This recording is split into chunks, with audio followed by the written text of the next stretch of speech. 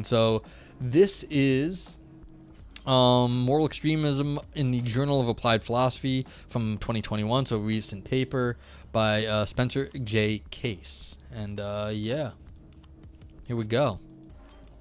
Yeah, and like I said, our buddy Aris, he's there. I don't know if I can shout out yet because just a shout out to Inferno, but everyone here should go check out Aris's streams.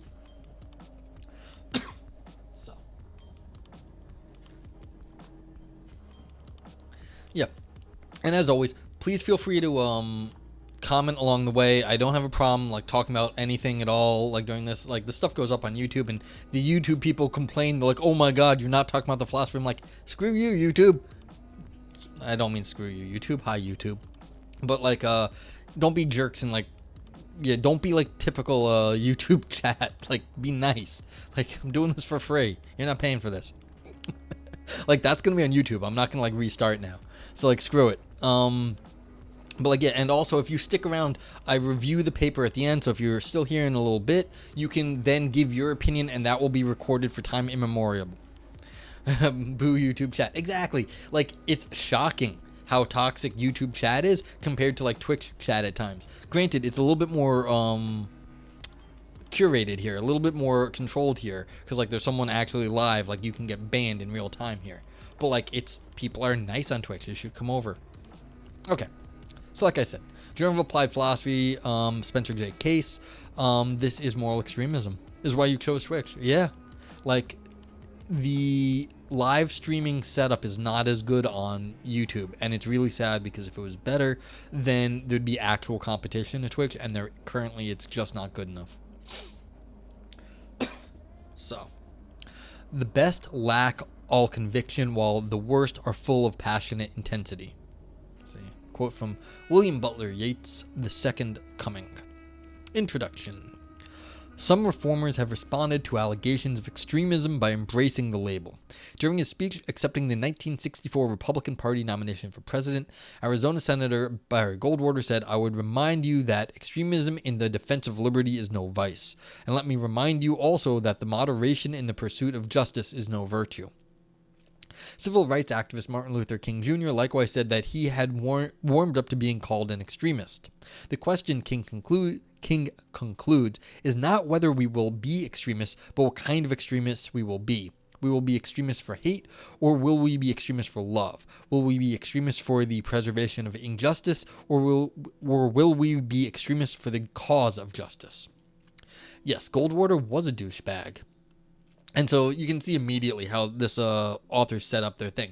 Goldwater was a douchebag. Martin Luther King Jr. was not. And both of them are embracing the term extremism here to show that maybe there is more to the concept of extremism than, like, you know, it's not just so simple. So just in terms of like an introductory paragraph, very well set up. And, you know, there's always a question, like, would Martin Luther King Jr. have been Martin Luther King Jr. if Malcolm X wasn't also blowing stuff up that, like, scared people? So I don't know. Certainly a fun debate between them, yeah. So, philosopher and pro-animal activist Tom Regan similarly brushes aside the criticism that animal rights activists are extremists. According to Regan, this either means that they will take any means to further their ends, which isn't true, or else that their views are uncomprising and unqualified. That describes their stance on animal cruelty, but so what? Exactly. So like, oh, I'm going to put my foot down and say, no torturing animals. And does that make me an extremist? Like, maybe it's a problem for you that you think that's an extreme view when that should be the default view. Yeah, but it's a common tactic with nonviolent activists. You can talk to me where I engage in nonviolence or the guys engaging in violence. You see this thing. It's like, come to the friendly people. But again, like, what's exactly? Yeah, Gandhi did that a lot. Interesting. Yeah, so again, this is just an introductory paragraph, but it was set up between someone we, in at least in the United States, hold to very high regard, Martin Luther King Jr., I mean, for good reason, but like then Barry Goldwater, who some people probably think was a good guy, but most of us realize he was a jerk. But that's the setup here. So, yeah, Now, of course, we could get into the details of exactly does that mean anything, but like we're just seeing what this Spencer J. Case is doing with this stuff. Frank Big Time says, I will not compromise on my stance that we shouldn't nuke our own cities. Sorry for being such an extremist. You see, that's the thing. Who is being accused of being, who is doing the accusations of extremism? Like we just had, and I know Shane was talking about this, Jamal Bowman, who is my senator, by the way. Like I voted for Jamal Bowman. Just called Marjorie Taylor Greene a white supremacist, I think. And she was like, that's as bad as the N-word. It's like, no, it isn't, Marjorie Greene. You probably are a white supremacist. He's probably accurate in what was being said. Now, he was calling her an extremist, basically.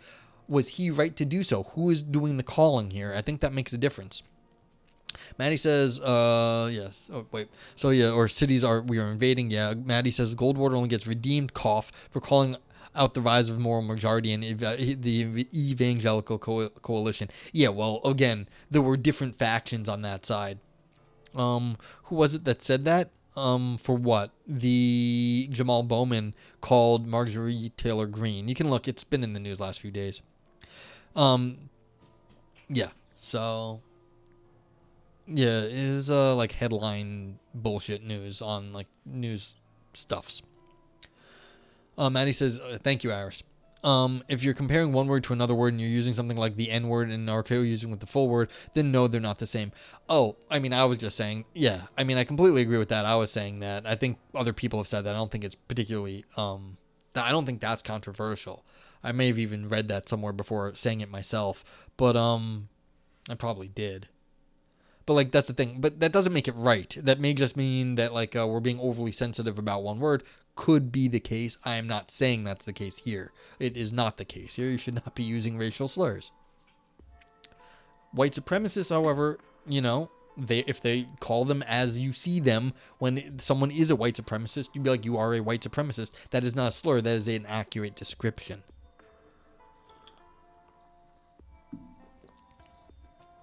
Oh, John Mulaney. Okay. All boils down to, do you want to persuade or do you want to berate? Fair. Like, what was Jamal Bowman doing when he said that he was being combative? And I think that was his goal. So it's like, yes. Is that what was he being was he berating her, or was he being combative? Like, yeah, that was his goal, was not to persuade her. I don't think there is persuading Marjorie Taylor Greene, but Jamal Bowman was then he was combating with her and making himself some headlines. It's like, yeah, that's what he was up to. White supremacists have a persecution complex. Yeah. I mean, this is the strategy. Being like, oh, they're coming after us. No one's coming after the white people in this country. They're nuts. Like, they're fine. Everyone else just wants to be treated, you know, as well as the white people have been in this country, and I don't blame them. But like, being treated equally is not what the white people, like the white supremacists, like people want. They want to be treated better because that's how they were treated. They don't like being treated the same because it's worse than they are being treated now. Okay, so yeah, so the quote, the plain fact is extreme views sometimes are the correct views. That being so, the fact that animal rights activists are extremists in the sense that we have unqualified beliefs about right and wrong by itself provides no reason for thinking that we are mistaken. So the question to be examined is not, are animal rights activists extremists? It is, are we right? Yeah, so this is a quote from Reagan, I guess. Goldwater, King, and Reagan each expressed the thought that extremism itself isn't inherently bad and may even be good. I mean, there's, what's that thing? I think it was a Superman comic. When you're in the right and everyone else is wrong, you stand firm no matter what. Like, Superman.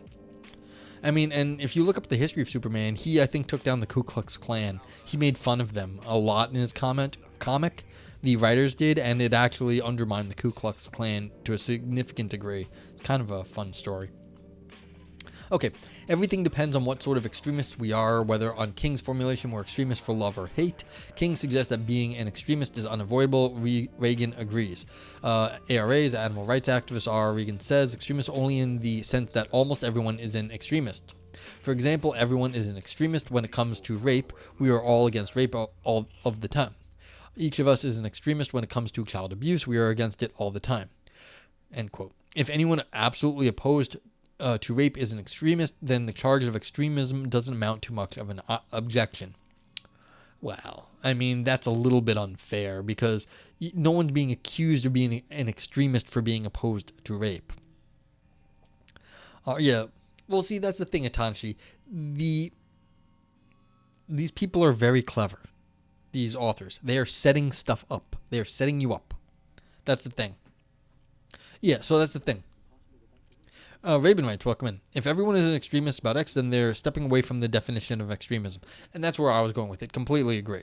Like, who is being accused? Who is doing the accusation of extremism? What is actually happening, like, pragmatically, when you are using the word extremism? But, like, if you're using it all the time, then it loses its meaning because like if something everyone agrees with, that's not extremism, and that's exactly it. That's not following the definition, that's not following the usage, and not how it's pragmatically done.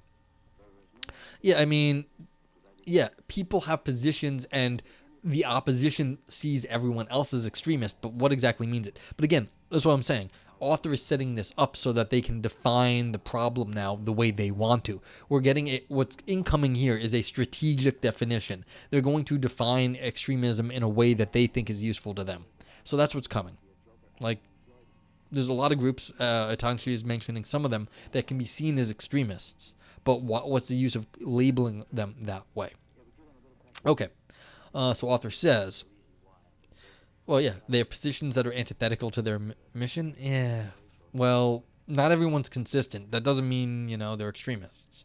They're just inconsistent then. All right, author says, can all accusations of extremism be so easily dispensed with? There's room for doubt. Goldwater's defense of extremism is pithy, but not entirely convincing. Perhaps extremists for liberty tend to run off the rails and justice is best achieved when pursued with moderation. Extremism is bad, I think, because it implies a readiness to do more than the morality permits in the name of sincerely held moral ideals. Reagan's briefly stated first definition of extremism is on the right track. So here's where we're going. These are strategic definitions incoming. Starting off with Reagan's is what the author is doing. Then, down here, we're going to get their preferred definitions. But this is just structure of the argument. And so far, you can see what they're doing. This is a well-structured paper already. Okay, this quote. In one sense, extremists are people who will do anything to further their objectives. The terrorists who destroyed the Twin Towers of the World Trade Center were extremists in this sense. They were willing to go to any lengths, including killing thousands of innocent human beings to further their ends. End quote.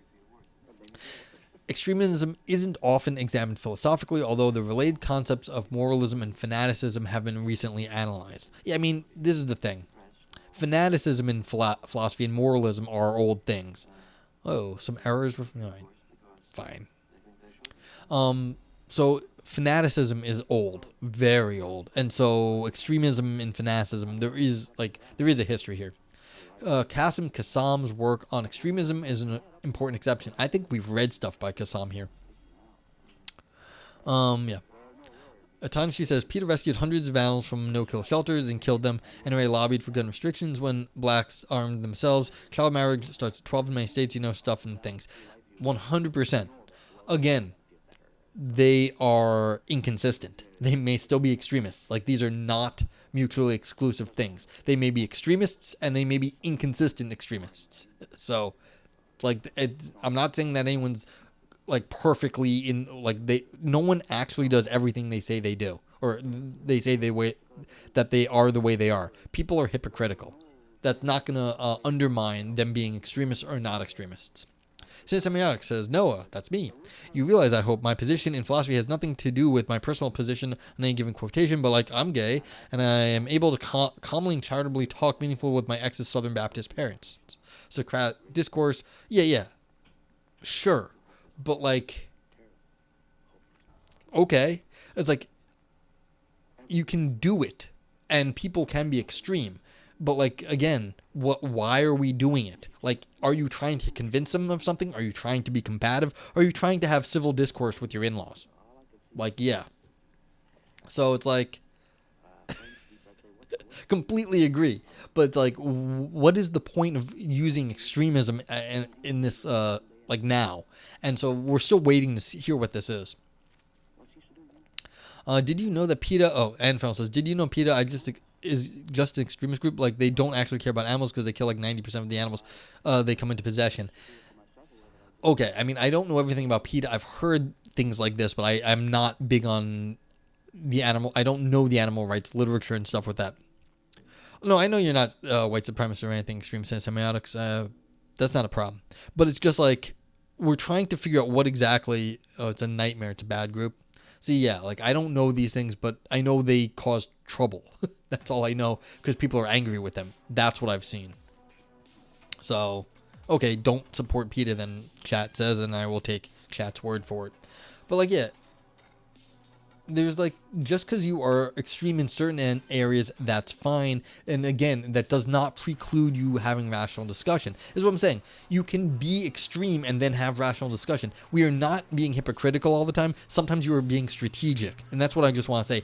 We can be strategic with what we do. And so even if PETA, let's say they're not as terrible an organization that they are, they do kill some animals, even though they're all about animal rights and animal health. This is not an ideal world. We're not living in like some idealistic utopia. They quite often have to do things they don't want to do. And so it's like, yeah, are they going to be 100% to their morals all the time? No one is. No one's perfect. Like glass houses and all that shit. So yeah. Well, if you want to be an extremist in metaphysics, that's okay. Because guess what the problem is being an extremist in metaphysics is?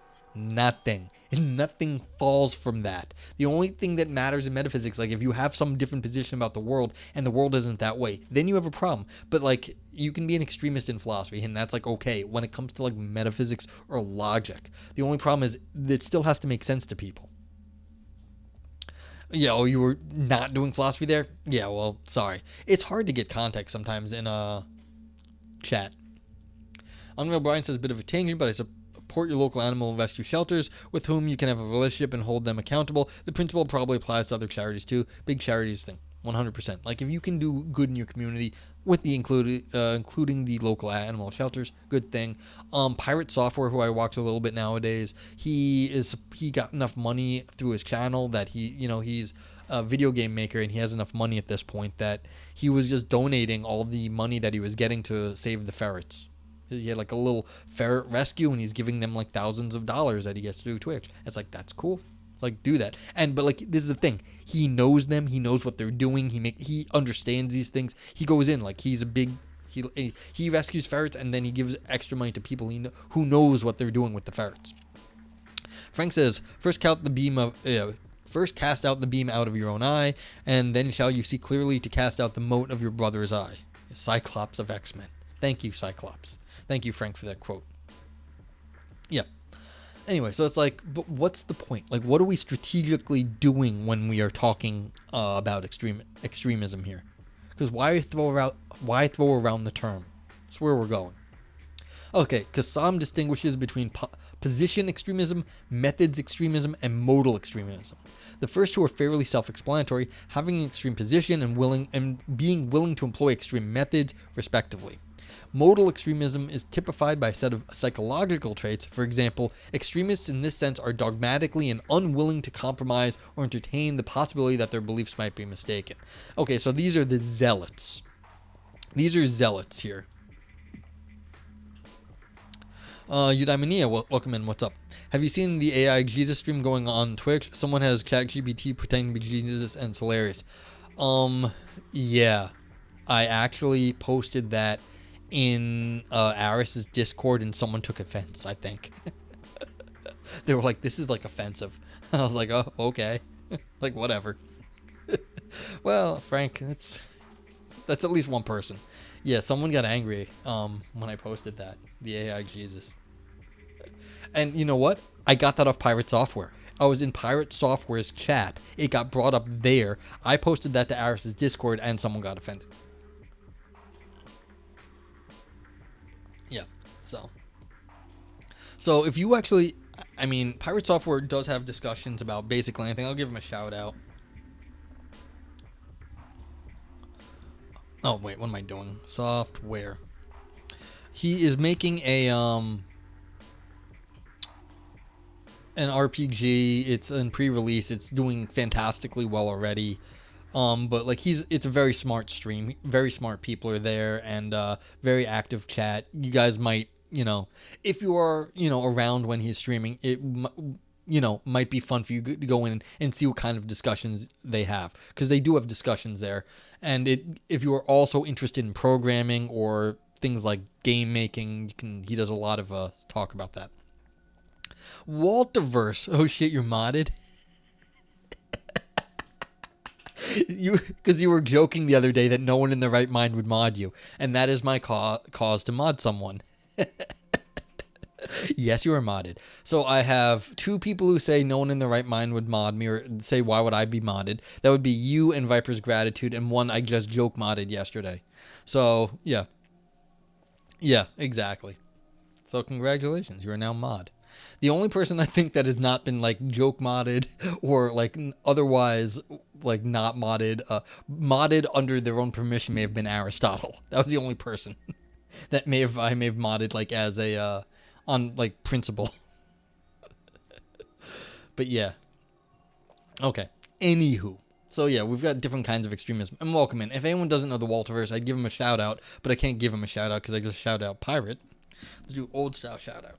Shout out.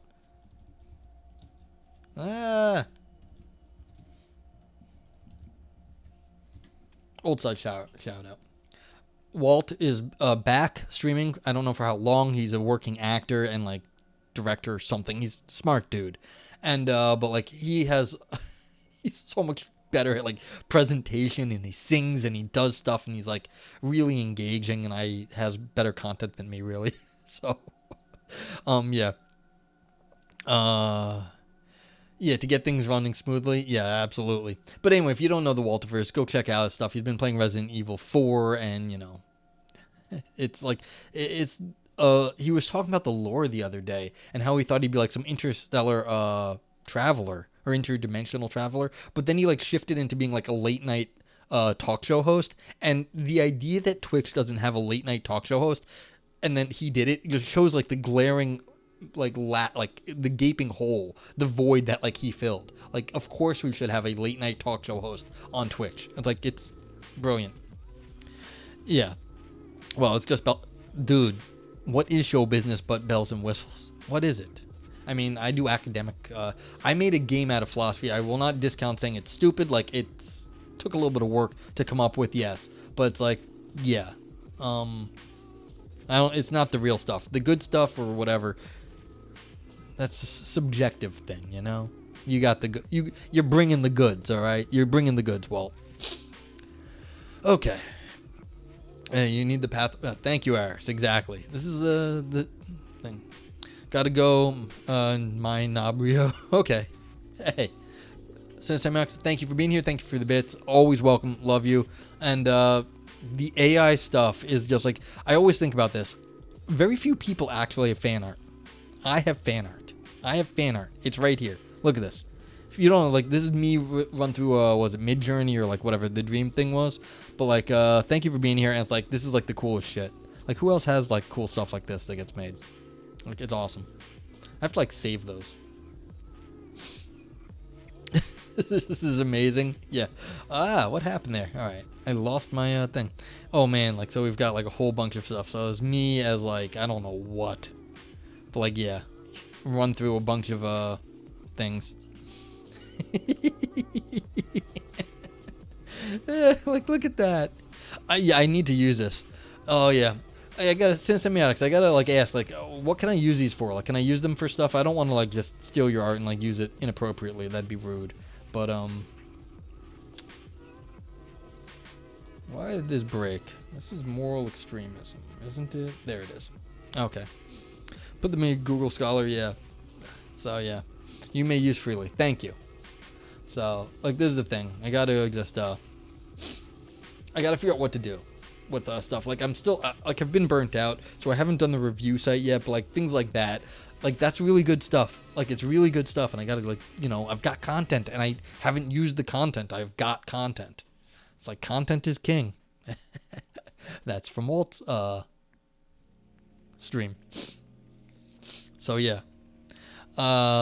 Well, I mean, it's unfair to say I retain all rights because it definitely got run through the AI. And so all the artists that were used to train the AI, they should have rights too.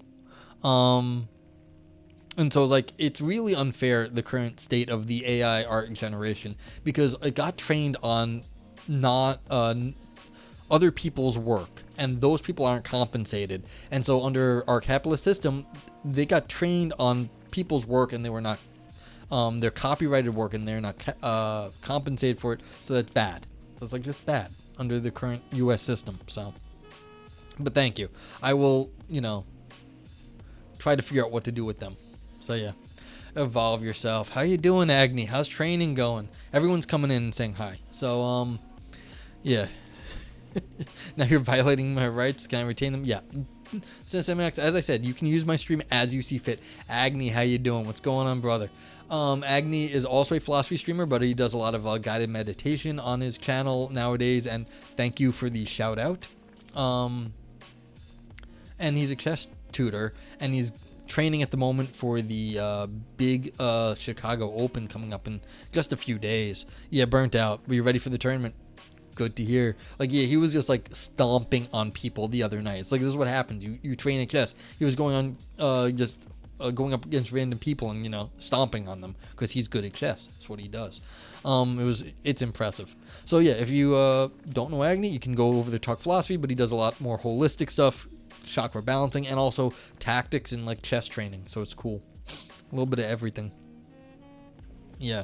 So yeah, we're talking about what is extremism. And we're just getting into it. So, yeah. This is the thing. Since I've been chatting more, I'm not getting through the papers as fast enough, but that's okay. Good content. Okay, so extremism, when you're talking about being dogmatic, this is more the philosophical stuff. So this is what the author wants to talk about. This sense of extremism is closest to the account I will develop here. I understand moral extremism, henceforth simply extremism, to be a kind of vice. So it's a property of agents primarily and only secondarily a property of actions, positions, and parties. This account respects the intuition that contra Goldwater and King, there really is something wrong with being an extremist for a good cause. Okay. So this is just saying that dogmatism and unwillingness to compromise is a problem. Do we actually have a good definition for dogmatism? I don't know if this is one of these things. I'll tell you right now. Like, this is one of these things I bet is not going to get defined. And this is because I've thought a lot about it. Let's go see if we even get a definition of dogmatism, that an unwillingness to compromise. What the fuck is an unwillingness to compromise? Let's find out. Outside of my area. You see? This is the metaphysician in me. Where's the definition of these terms? Yeah. But like, this is what's going to happen here. Like, this, like, just so you can see my thought. I completely agree with what they're saying, but that doesn't mean there's not an out. There's already an out. What is dogmatism? Tell me. Are you going to be a dogmatic about what dogmatism is? Yeah. And we were just talking about this. Oh, funny. On Evolve Yourself stream the other night, we were talking about meta-induction, pessimistic meta-induction, about why you might be an anti-realist in science. But then there's the are you a realist in science is the no miracle argument. What is the no miracle argument? No miracles argument says, look, this is not miraculous. It's just the way the world is. It's not like a miracle that everything works. It works because of the reason we say it works. But that's dogmatic. No miracles is an argument for dogmatism. It's saying that it's ridiculous that you're saying everything's wrong, but you should be dogmatic about science because it is so consistent. So the no miracles argument actually is an argument for dogmatism. So, little aside right there. It's like, and these are the weird structures of arguments, so won't go completely into that. But why would you say that the argument for science is dogmatic? You're being scientifically dogmatic. Yeah. Anyway, probably only Agni got that one. Yep, there it is. It always circles back. I was like, yeah, the only person who's with me at this moment is Agni, but okay. Okay, in the first section, I introduce and explicate my account of extremism. Explicate. We shouldn't really use this, but we do. Explicate is to make, we're not going to explain, we're going to make a finer definition. Yeah. Dogmatic as in canine AI? Yeah, exactly. So they're going to introduce and explicate their account of extremism, then address two objections. In the second objection, I discuss two episodes from 20th century history that plausibly implicate extremism. The third section argues that extremism on a societal scale is especially destructive, and that it has probably played a significant role in the rise of totalitarian regimes. So this is interesting. They're claiming that it has sociological features. Okay. So it was interesting right there. Finally, the fourth section considers how we should evaluate people who intend well, but who miss the mark, that is, people who are either extremists or insufficiently moved by their moral convictions. All right, so they're claiming massive things for their philosophy. I can tell you right now that we've got sociologists in chat. You are not actually explaining how a little bit of ideas are going to play a significant role in the rise of totalitarian regimes. They are putting their ideas onto the history. The idea that like you're going to be able to be like, oh yeah, this person was an extremist in the way I'm saying, and this person was, that's more work than can be done in the next 15 pages. But anyway, just here we go. The vice of extremism. My account of extremism is as follows. Extremism, quote, An agent has the vice of extremism just in case 1. She has a moral conviction. 2. Her conviction is strongly, effectively invested. 3. On account of this, she is unable or unwilling to take competing moral considerations into account in her thought or behavior, or to consider evidence that might lead her to qualify her conviction. End quote. Let's take each part in turn. What's a moral conviction?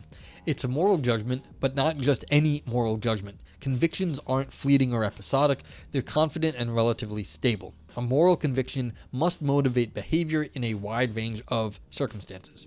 Philosophers have debated whether it's possible for some people to make moral judgments that aren't at all motivating.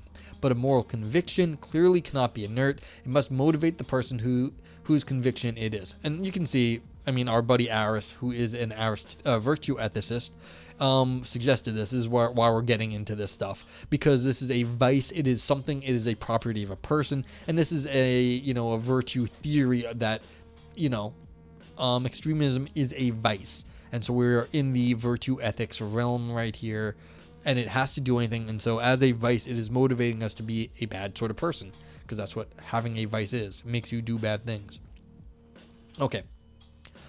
If someone told you that he had a conviction that eating meat was wrong but took no steps to minimize his meat consumption, you'd reasonably doubt his sincerity. Just as convictions can't be episodic, they can't be judgments at such a high level of generality that they border on triviality. One ought to be good, justice should be pursued, etc. Such beliefs do little to direct action independently of more specific beliefs about the substance of these normative terms. So herein lies the basis of a reply to Goldwater. No one is an extremist for either liberty or justice in the abstract. No terrorist's last words are "long live goodness" as such. We can only ever pursue specific notions of liberty and justice in particular contexts, and these ideals can certainly be pursued recklessly. Yeah, but it's like, I don't think Goldwater was actually trying to, well, again, what kind of justice do you mean? I mean, he had a version of liberty and justice. But yeah, the point holds here. If you're only talking about ideas and it doesn't actually affect your life, you're not actually having a conviction. It's like you're saying, well, I'm completely certain that this definition is the definition, and then the definition is just the definition. It's like I'm an extremist in believing that bachelors are unmarried men. It's like, no, you're not. That's just the definition. You can't say that you're being an extremist. And that's fine. You actually have to have some sort of like meaning behind that. Like you have to do something. Fine.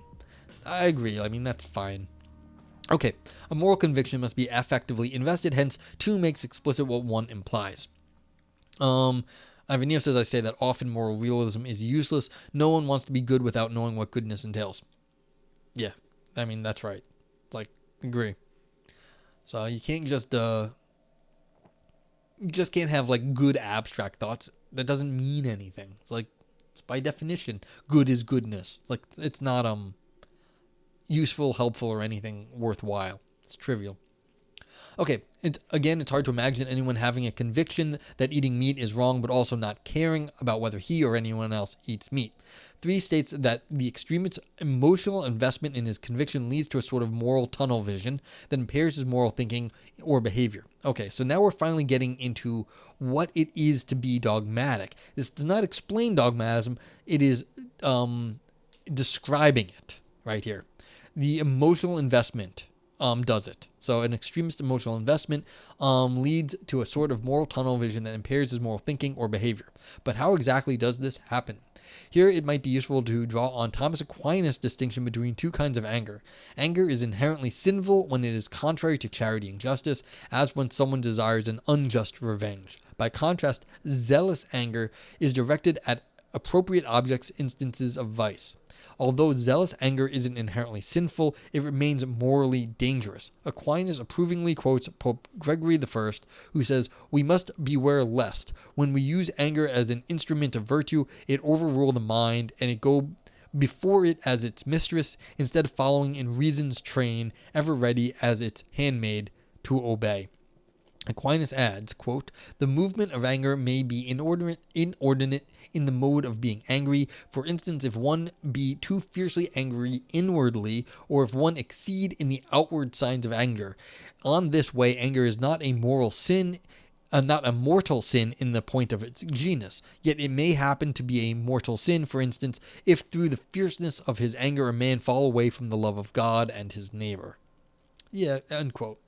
So yeah, it's like, this is the thing. If it overrules your reason, and we were talking about this earlier, the Sin of Semiotics was talking about this earlier, if you are just getting angry and you're not being rational in your anger, then that's a problem. So we were discussing this just earlier.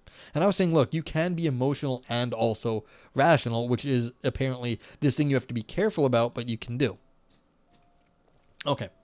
Zealous anger can overrule the mind in 2 ways. It can prompt weakness of will, as when an agent desires to punish a wrongdoer disproportionately. Ugh. Freaking Stoics. Disproportionate stuff. Everything's got to be in proportion. No one has a fucking clue what proportions are correct. We have like these like crap things where you get awarded just money in our justice system. Is that proportionate? Who the fuck knows? But like this sort of thing, it's like I have no idea what this means. I mean, we do it in practice, but yeah. Spencer case, interesting. This was a request, Valpo, from Aris. So you can blame Aristotle. Aristotle says, just compare moral points to moral points and make sure they fit in the margin of error. Exactly. Point. That's what we do, and like a margin of error in the size of the point. So yeah. You always blame Aris. It's a good strategy, evolve yourself. Okay. So, or it can obscure his moral judgment, leading him to mistake revenge for self-defense, for example. Often the enraged person's judgment is impaired because he focuses myopically on retaliation at the expense of competing considerations. We shouldn't be surprised to find zealous anger undermining morality in both ways, since it's tempting to rationalize errors that initially arise through weakness of will. A good example of this is someone who's understandably indignant about a road rage incident, but who then unjustifiably escalates it with the excuse that the instigator had it coming. And good night. Have a great stream, and hopefully we'll raid you. I don't know what I'm gonna do at the end of the stream, but we'll see. But yeah, everyone go hang out with Ann too.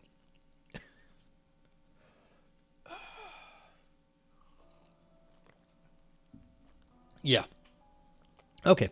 But I mean, this is all very normal everyday stuff. You get angry and maybe you overdo it, you know? You get angry at somebody and you blame them for too much, or you're willing to, like, you know, strike back a little too hard. This stuff happens. Fine. Okay, anger isn't the only morally dangerous emotion associated with moral judgment. In an article published in the Proceedings of the National Academy of Sciences, Barbara Oakley adduces evidence that people's own good intentions, coupled with a variety of cognitive biases, can sometimes blind them to the deleterious consequences of their actions. For example, suppose that your brother is addicted to pain meds. When he goes through withdrawal, you get more painkillers to help him feel better, and you cover for him when his work supervisor calls. You genuinely want to help your brother, but the reality is that you are enabling his addiction. End quote. The person who does this may be suffering from moral tunnel vision, and his desire to alleviate his brother's immediate suffering occludes weightier considerations. The errors of addiction facilitators aren't mere miscalculations, they're ethically criticizable errors. His selective moral attention jeopardizes his brother's well-being. Yeah, I mean, I guess you could say this was moral, but you can make this claim. So like out of wanting to help someone alleviate their pain, you end up getting them more addicted to drugs. Okay, so maybe you're being myopic, I guess is what they were calling it. Fair enough. All right. The author says, this isn't to say that the road rage escalator or drug procurer are extremists. That would depend on whether the moral judgments they act on constitute convictions in the sense I've described. This seems unlikely in the road rage case, though it's a possibility in the addiction case. Moral convictions may produce moral tunnel vision simply in virtue of being moral judgments, but they can also distort cognition in ways that prosaic moral judgments do not. Paul Katsafanos, in his analysis of fanaticism, says that the fanatic has one or more sacred values which can never be reassessed or traded off against any competing values. The fanatic forms his identity around these values and restricts his community to others who accept them. Since he assumes that the value is threatened when not widely accepted, the fanatic is intolerant. Yeah, so this may be, finally we're getting somewhere, a notion of intolerance. Katsafanos' criterion for fanaticism are more stringent than my criteria for extremism. Having an intense moral conviction, even one that undermines moral thinking and behavior, doesn't imply thoroughly forming one's identity around that conviction as the fanatic does. Nevertheless, moral convictions are more central to our social identities than prosaic moral judgments. Revising them can be very unsettling. Yeah, so this is fair. You can be a complete fanatic and you form your entire life around certain ideas, but you can also just be somewhat extreme without being a complete fanatic in your entire life. So this is a lesser form of fanaticism. They're just doing this mild extremism here. That's all we're talking about, mild extremism. Author says, I want to avoid as much as possible committing myself to controversial stances in virtue theory. Still, it would be good to say a bit about why extremism is a vice. In short, extremism is a vice for the same reason wrath is. The wrathful person has difficulty behaving morally because of the inordinate influence of anger. Similarly, the extremist deviates from morality because inordinately strong moral convictions impede her ability to act morally. Okay, so we're having a very, very strong rationalistic flavor here. Everything you do that gets you away from rationalism is bad. Like, that's just like two core. Like, the whole thing is like, if you are no longer rational, acting under rational thought, it isn't like it's almost inherently bad here. That's what it seems like the author is claiming. I don't know about this. I'm not I'm not a virtue ethicist. I do kind of go to the cynic side of things. So that means, unlike the Stoics who are saying everything in moderation, everything to the correct amount, I'm not saying irrationality is inherently bad. Just don't do it all the time. But like, this is the thing. Yes, exactly, Valpo. That's exactly what I was going for. And it looks like he's just saying good extremism. This was saying mild extremism, and then he went to like, oh, we're going to have a good extremism. So, like, this is nailed it. I mean, that's what I was thinking too. Something like that. Okay. So, you have this very sort of rational level of thing. Ivan Neo says that's not the problem I see. What is it rational to value? It's not objective. That's an excellent question. In this literature, though, I think they kind of accept certain sort of things as good to value. Like, friendship. It's like the virtue ethicists, they come from Aristotle. Friendship is an inherent good.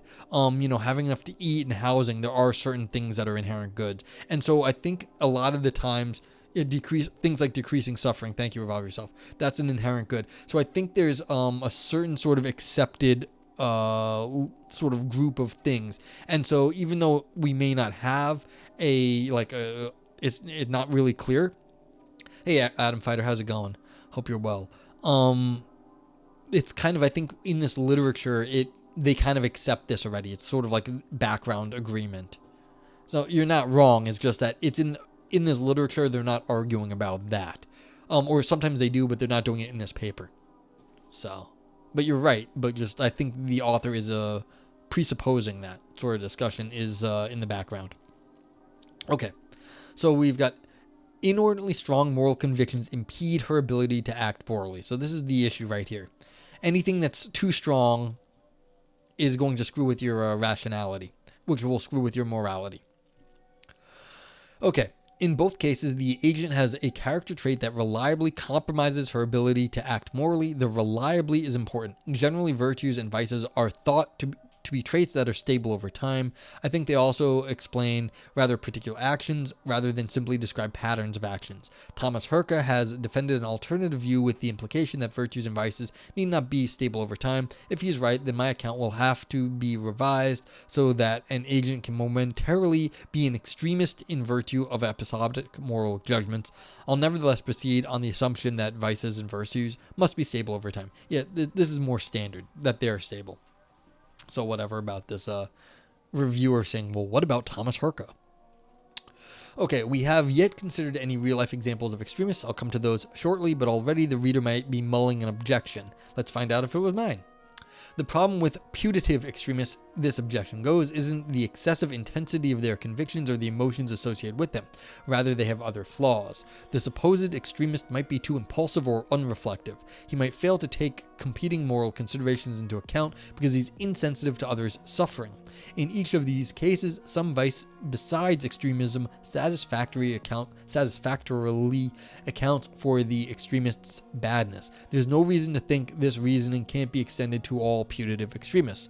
So we should conclude that the vice of extremism is redundant and explains nothing. Okay, that's fair. It's saying, look, no one's really an extremist. They're just focused on different things at different times, which screw them up. So extremism isn't really one thing. It's just, a umbrella term sometimes that we use when we don't know the exact problem, but they're acting extreme. And then if we were to dig into it, we could figure out what the other flaw was. Other flaws. Okay, this objection can be rebutted, says the author. But of course, people with strong convictions can be led astray by vices other than extremism. But there's no reason to suppose that all misbehavior plausibly attributed to extremism is wholly grounded by other vices. Being too impulsive or insufficiently reflective with regard to one's moral convictions are forms that extremism might take, not other vices that explain extremism away. Consider wrath again. It wouldn't make sense to say that positing wrath as a vice is redundant on the grounds that the bad behavior of any apparently wrathful person can be accounted for by that person's lack of impulse control. Lacking impulse control in states of anger constitutes wrath. What makes either anger or moral conviction excessive to the point of vice is its relationship with the rest of the agent's mental states. Yeah, again, we're getting this, it's screwing with your rationality. Someone prone to feel angry but also quick to reflect and control that anger doesn't have an anger problem. Similarly, someone who has strong moral convictions but who's sufficiently reflective wouldn't be an extremist. These are great emotes anyway. Table here, flip this. Yeah, there you go. Flipping the table. It's tempting to think that a true moral conviction, which is a good thing, could never be the seat of vice. To show how that's possible, I return to Aquinas, who writes, "The natural inclination to a good virtue is a kind of beginning of virtue, but it is not perfect virtue. For the stronger this inclination is, the more perilous may it prove to be, unless it be accompanied by the right reason. Thus, if a running horse be blind, the faster it runs, the more heavily it will fall, and the more grievously it will be hurt." Ivan Neo says, "I guess it could be irrational if the person's convictions were internally inconsistent." Yeah, that would be one way to go. And I think a lot of people would say that. Like, you would have to have perfect conviction to be like a perfect extremist. So how could you actually have perfect virtue of morality to do that? So that would be one of the problems here. But that's a good point. Frank says, "I don't think it has to talk about whether values are rational. Whatever your values, things that interfere with your pursuit of them, vices are anti-value." Fair. I mean, maybe the way I've described it is not right. I was more just saying, like, what they said right up here, relationship with the rest of the agent's mental states and the sufficiently reflective right here. Like, so, yeah, maybe I was a little wishy-washy on how I was using rationality there. Fair. Completely fair. They're talking about this relationship with the agent's mental states, as you said, or sufficiently reflective. I was using rationality as a proxy for this sufficiently reflective. But like I was saying, who the fuck knows what sufficiency actually is? Like, what actually counts as sufficiently? And then this was my other problem. Okay. Yeah, okay. A second objection concerns its semantics. It's natural to describe terrorism as extremist behavior regardless of whether the terrorist has the constellation of qualities I label extremism. Does this mean that my account is mislabeled as an account of extremism, or that it relies on a stipulative definition of extremism? I don't think so.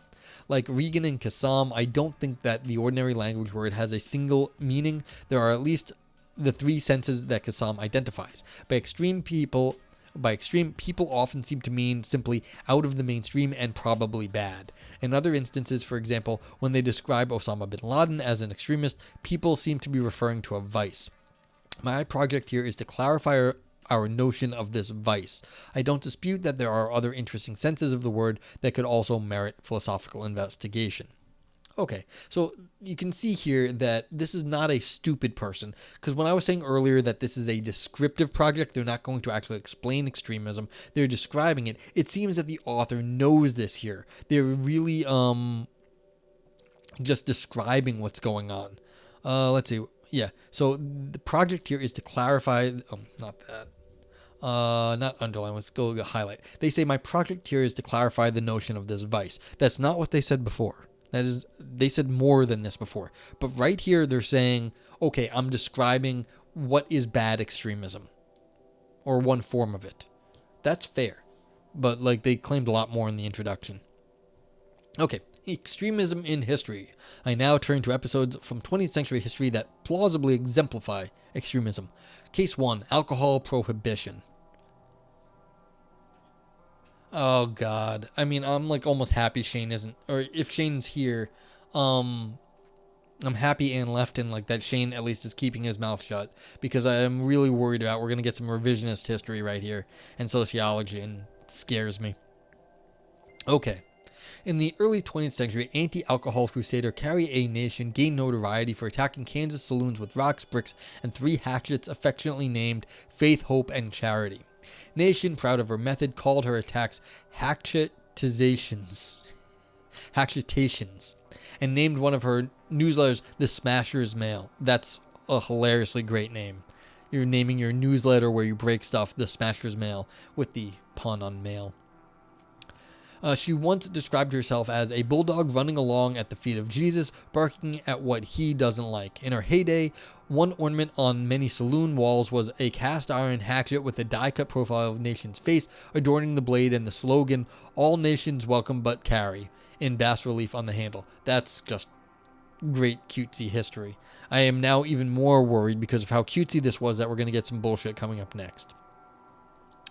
When alcohol prohibition was written into the U.S. Constitution by the 18th Amendment in 1920-33, the U.S. government required that poisonous denaturants like formaldehyde, iodine, sulfuric acid be added to alcohol produced for industrial purposes in order to deter people from drinking it or selling it to others for consumption. Prior to prohibition, mild denaturants had been required for all distilleries that produced alcohol not intended for consumption, so that these producers could avoid the taxes levied on alcoholic beverages. These just caused the alcohol to taste bad. However, during Prohibition, toxic denaturants were used as part of Prohibition enforcement. The Calvin Coolidge administration announced what terrifying new denaturants would be added in hopes of bolstering deterrence. I mean, we still do this with drugs. They add aspirin to what's it called, oxycodone, because if you take too much aspirin, it will kill you, and so it does actually act as a deterrent for oxycodone pills, because if you take too much of that, it will fuck you up, and that means you won't. There's a good chance that, like, if you're someone who's not already addicted to the oxycodone, or was it codeine they did this to? I forget. They were telling you can't take more than this, and it's not because of the codeine or the oxycodone. It's because the aspirin will fuck up your liver. And I was told, like, don't take more than these amount in one day, and because of the aspirin content. So I think they're still doing this, at least in some sense. When did I have that? That was a long time ago they gave me those drugs. Anywho. Despite these warnings, many did drink the toxic alcohol with tragic consequences. I was like, that's not going to stop anybody. That never stopped anyone. One journalist writes that in 1926 in New York City, 1,200 were sickened by poisonous alcohol, 400 died. The following year, deaths climbed to 700. These numbers were repeated in cities around the country as public health officials nationwide joined in the angry clamor. By some estimates, the total number of Americans who died by these poisonings might have been as high as 10,000. Some ardent supporters of prohibition remain unmoved. After receiving the news that poisoned alcohol had killed several New Yorkers and sickened hundreds others, Wayne Wheeler, de facto leader of the Anti-Saloon League, said the government is under no obligation to furnish the people with alcohol that is drinkable when the Constitution prohibits it. The person who drinks this alcohol is a deliberate suicide. In 1927, editorial in the Chicago Tribune on the poisoning incidents says, normally no American government would engage in such business. It is only in the curious fanaticism of prohibition that any means, however barbarous, are considered justified. See, this is already, I'm like, okay, yeah, you're really going to say that the fanatics that were that were pro-prohibition, like anti-alcohol, were making it so as a deterrent, and they didn't care that people were dying. But this is really a question of method, not really of like the people who are fanatic. It was just maybe a boneheaded thing to do to make it so poisonous that on something people were going to drink. I mean, this may just be boneheaded government, not extremism.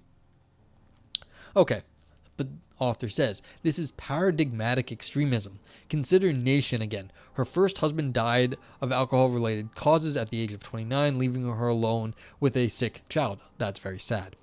Through her involvement with the temperance movement, the religiously motivated campaign to reduce alcohol consumption and related evils, she came into contact with women whose alcoholic husbands became wastrels or abusive, and this at a time when the state offered far less protection to women and children. Saloons were associated with gambling, which could be financially ruinous, and extramarital sex, through which men could spread the incurable venereal diseases to their wives. Opponents of saloons weren't haters of merriment. Nation was motivated by sincere concern about these social problems. She wasn't using them as a pretext for carrying out recreational vandalism. It's also unlikely that Wheeler wanted anyone to die from drinking poisoned alcohol. Like Nation, he wanted the suffering that alcohol caused to end, a laudable goal. Even eliminating alcohol consumption altogether is arguably a good goal, if an unrealistic one, given the costs of alcoholism to society. It seems plausible that the intensity of Nation and Wheeler's moral convictions prevented them from being able to perceive or appropriately weigh competing moral considerations. Yeah, you see how the author slid right here?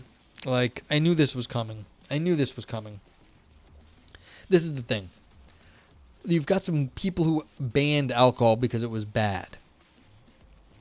This may have just been bad policy. The idea that banning alcohol because it has all these problems, as they said, there was not the same, what was it?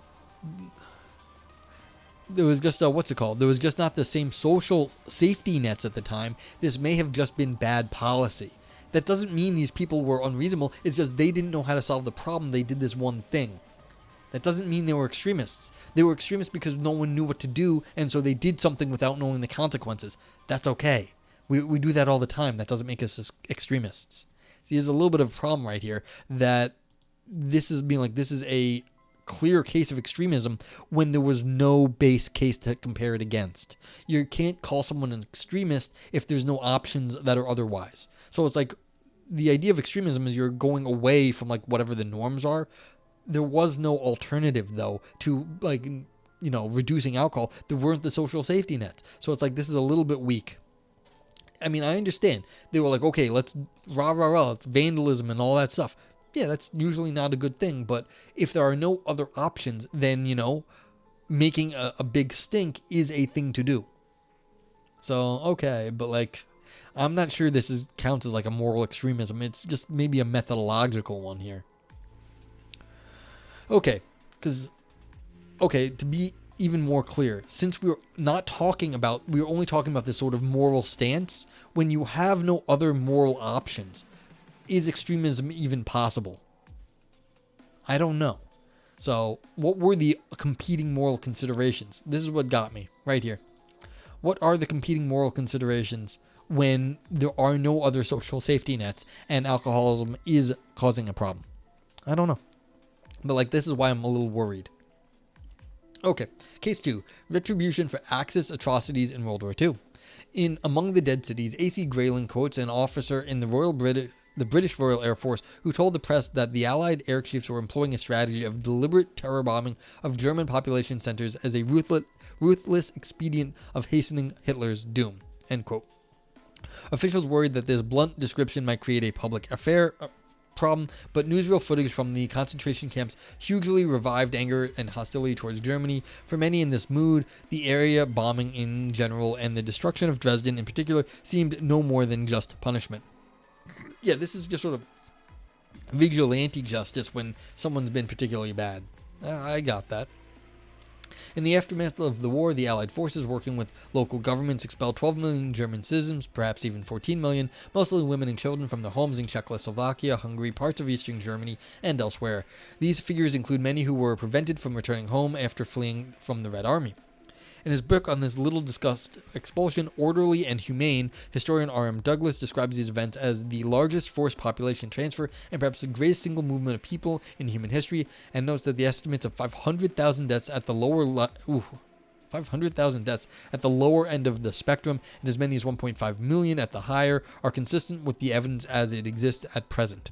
Douglas attributes some of the widespread ignorance of these events to the fact that most people in Allied countries consider the war to have been a good war and a justified crusade against monstrous regimes.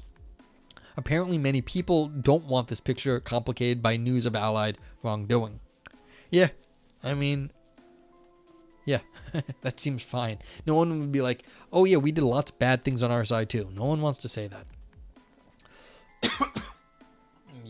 Voice is starting to go, but we're getting through the paper.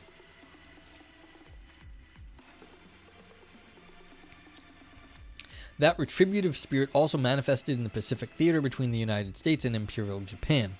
On August 9, 1945, Pulitzer Prize-winning journalist William L. Lawrence accompanied the flight crew that dropped the atomic bomb over Nagasaki, Japan. 1 month later, it was released to American newspapers. The atom bomb, the second dropped on Japan after the one dropped on Hiroshima 3 days prior, instantly killed 70,000 people or more and caused many others to die protracted deaths of radiation poisoning. In his article, Lawrence excitedly describes the lightning storm he sees en route to the target, seemingly unbothered by the moral gravity of events. Of the bomb, Lawrence wrote, "It is a thing of beauty to behold this gadget.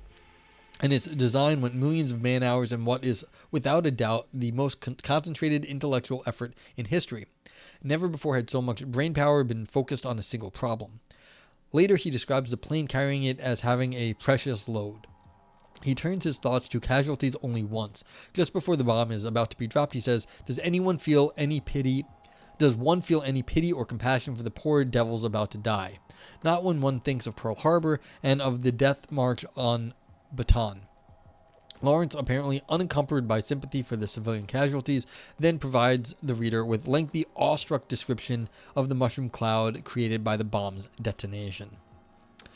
The role of extremism is somewhat harder to discern here than in the temperance movement prohibition case because the plurality of motives in play. Winning the war was obviously in the interest of the Allies, irrespective of their moral reasons for wanting victory over the Axis powers. Some of their callousness towards German and Japanese civilians derived from bigotry that predated the war. Nonetheless, these motives coincided with moral zeal. People fighting in wars often fail to distinguish between the national cause and justice itself. The hideous nature of the Axis atrocities made this black and white picture especially plausible for those on the Allied side. Lawrence refers to the Japanese civilians as devils, but he also gushes with enthusiasm for the glorious tool of Allied victory, whose use he proudly documented. I don't know this for sure, but I surmise that Lawrence's conviction in the righteousness of the Allied cause made it easier for him to disregard the humanity of Japanese civilians. This is actually, I think this is a much stronger case than the prior one. The dehumanization of peoples is very much in, what is used, taken, or needed if you want to go kill them and you need them to die for some reason. You dehumanize them. They are no longer like upstanding citizens. They're outsiders. They're no longer the religious in-group. They're heathens. They don't matter anymore. They're the devils. And that, in some sense, is a morally obscuring thing. You can see that nowadays in U.S. politics, it's always like, you treat like the other side as like insane people or just not immoral baby killers or whatever. So yeah, but like this is much more, I think, actually a much stronger position.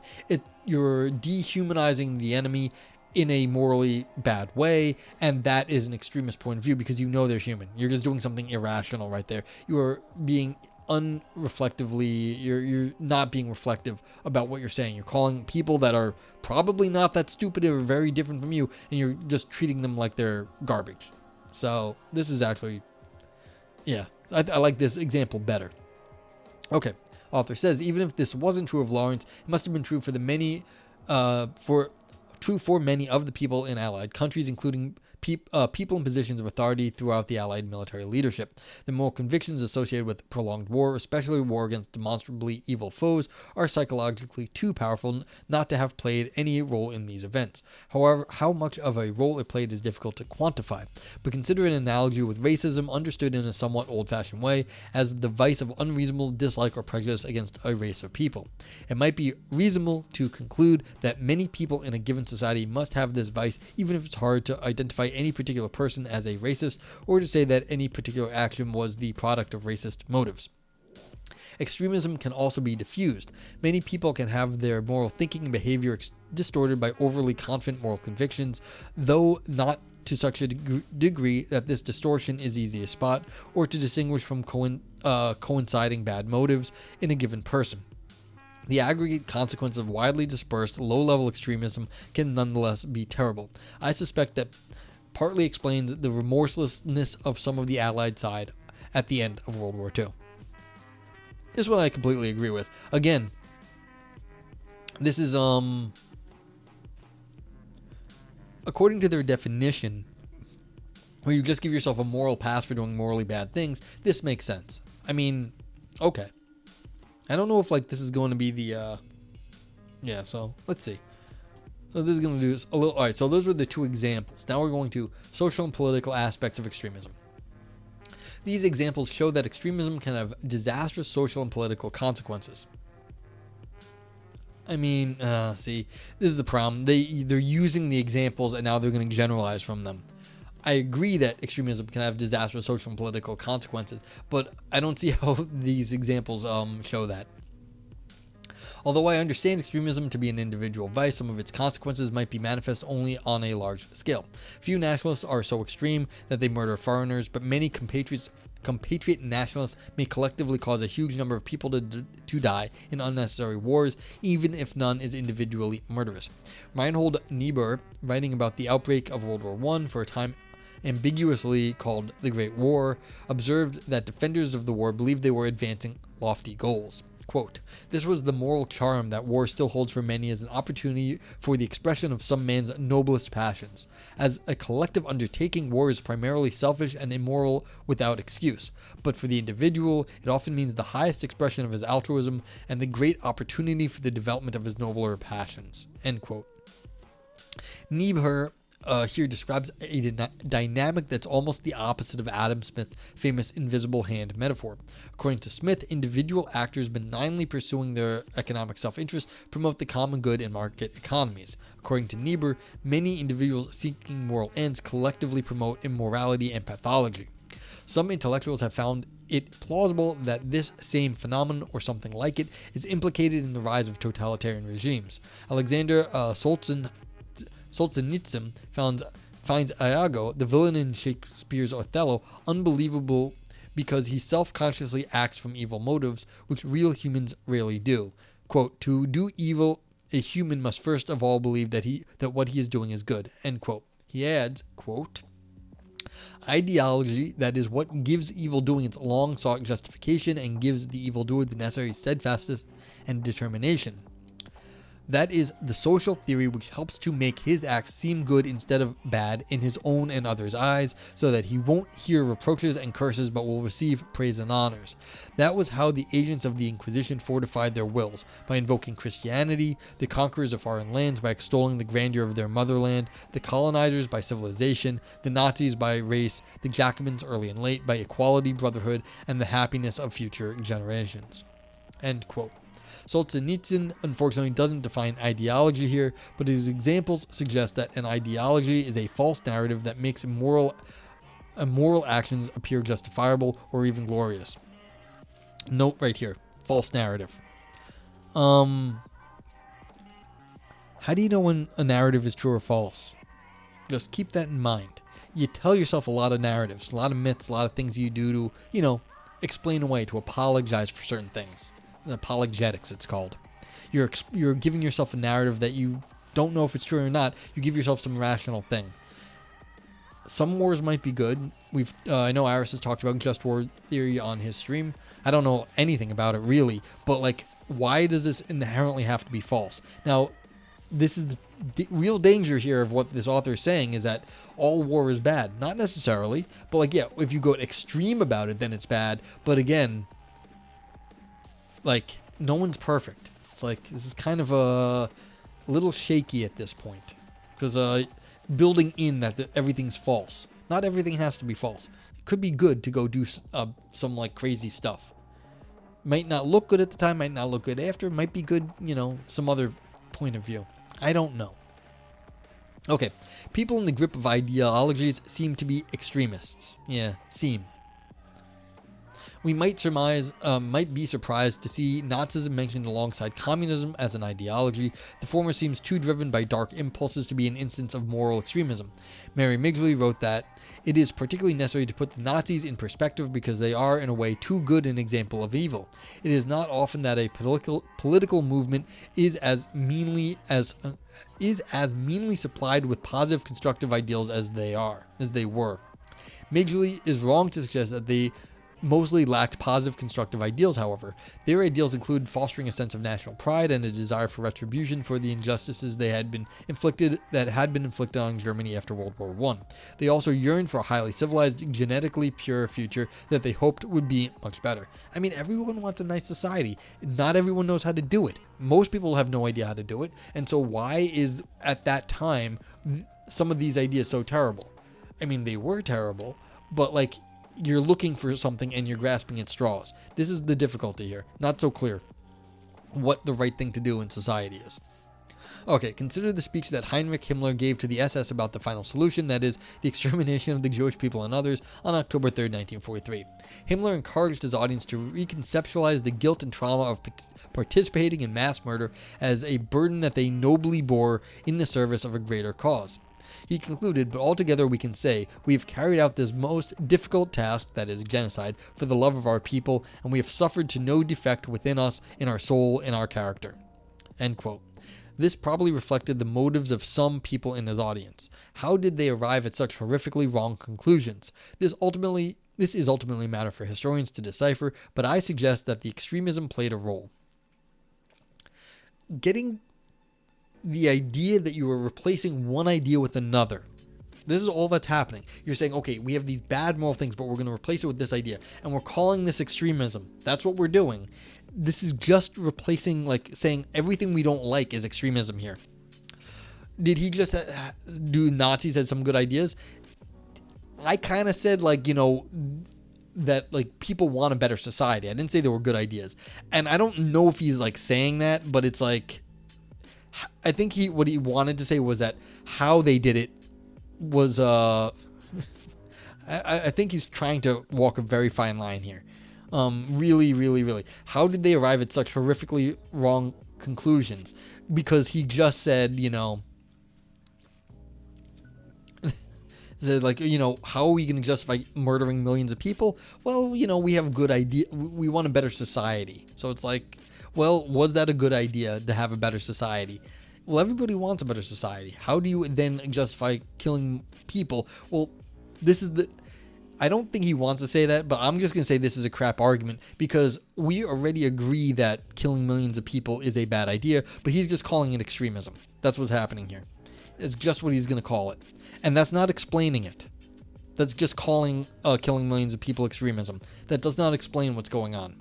You're replacing one idea with another, sure, but we do that all the time. How do you justify, hard work? Well, you're going to get a lot of money for it. You don't get the money immediately. You get your money, in a few weeks or much later. This is called delayed, whatever that crap is. I lose words when I'm tired. But delayed satisfaction. This is how we do it. We know we're going to get something in the future by the work we put in now, and we do something painful now, so we get paid later. That's a good thing. Delayed gratification. Thank you, Aris. So there's nothing wrong with that. But when the author here, and I think I'm being a little bit more critical than useful because I'm trying to be helpful to Aristotle because this was a suggested paper.